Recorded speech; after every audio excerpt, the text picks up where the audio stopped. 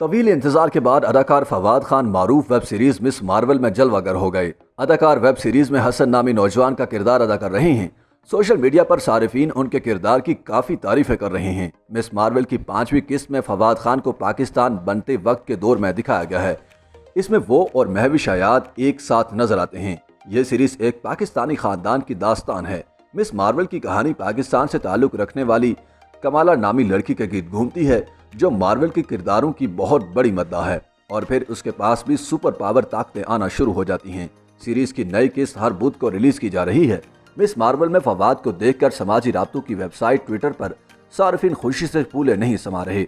सोनिया सिंह नामी एक सारिफ अपने ट्वीट में लिखती हैं कि अगर हॉटस्टार ऐप पर IPL के बाद सबसे ज्यादा लोग कुछ देखने आएंगे तो ये मिस मार्वल की ताज़ा किस्त की वजह से होगा, क्योंकि इसमें फवाद खान है। एक और सारिफ ने लिखा कि सुबह बखैर, आप सबको फवाद की मिस मार्वल में एंट्री बहुत मुबारक हो। टेटो नामी एक सारिफ कहती हैं कि हम सब ये बात तस्लीम करते हैं कि मिस मार्वल बहुत ही शानदार सीरीज है।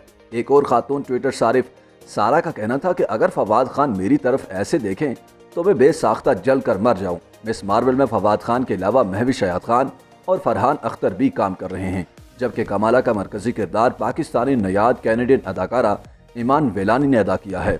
इस सीरीज में पाकिस्तानी गानों को भी भरपूर अंदाज में शामिल किया जा रहा है।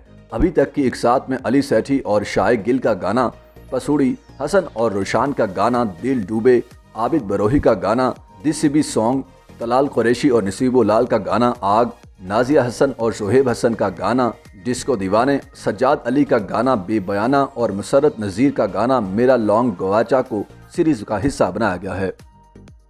YouTube पर गूगली न्यूज देखने के लिए youtube.com की सर्च बार में गूगली न्यूज TV टाइप करें। गूगली न्यूज के पेज पर सुर्ख रंग के सब्सक्रिप्शन वाले बटन पर क्लिक करना ना भूलिए। YouTube पेज पर अपलोड होने वाली वीडियोस से बाखबर रहने के लिए बेल आइकन पर क्लिक कीजिए। आपको हर नई वीडियो के बारे में नोटिफिकेशन मौसूल हो जाएगा।